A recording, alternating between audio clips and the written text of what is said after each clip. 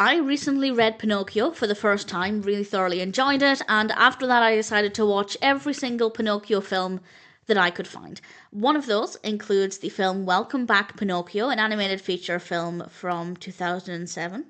This is actually called Bentornato Pinocchio. I apologise if I'm mispronouncing that, and I of course watched the English language version, and in general, it's interesting enough. I'd say maybe more for background company, but it's not ideal.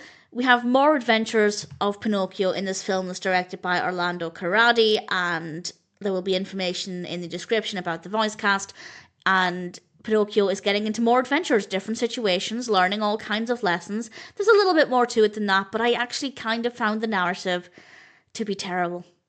It's all over the place with so many random things and so many unexpected characters. It felt like they didn't know what to do with it, but they wanted a Pinocchio story, so they just threw a bunch of random things with the hope that something would stick, that at least something would appeal to the viewers.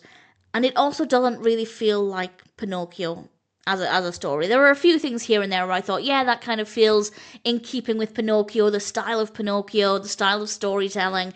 But for the most part, if I showed you any random few seconds from this, it would be very unlikely that you made any connection to Pinocchio at all.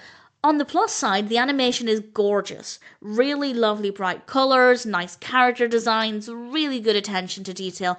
The music is also great, and the English voice acting was very good, and that's why I think it's maybe okay as background company. To sit down and become fully immersed in, I don't think it'll be a good experience. By all means, give it a go, but I just think the narrative is very messy and just not great as a story. But it is stunning to look at, and it's nice to listen to. So if you're a Pinocchio fan or you just need background company, give it a go. Let me know what you think. I appreciate the creativity. On the one hand, I think a lot of effort went into it in terms of the animation and being as creative as possible, but I think maybe more effort could have been made to actually present a really decent narrative. In my opinion, if you love the story, that's absolutely fine, but for me, the narrative just wasn't very good. Ultimately, if you're a Pinocchio fan, give it a go, but I personally didn't really care for Welcome Back Pinocchio.